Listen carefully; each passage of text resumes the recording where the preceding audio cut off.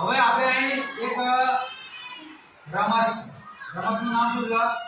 પોતાનું નામ શોધવાનું. પોતાનું નામ શોધવાનું. પોતાનું નામ એટલે કે જે મારું નામ શું છે તો નવશીલ થાય, તો મારું નામ જે કંઈ લખેલું છે તો હું પણ શોધીશ.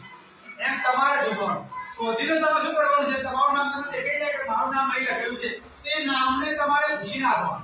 શું કરવાનું? હાથથી પૂછી નાખવાનું. તમારું નામ જ પૂછવાનું. હું તમને ડેમો બતાવું કે કેવી રીતે કરવાનું છે. જોઈ લો.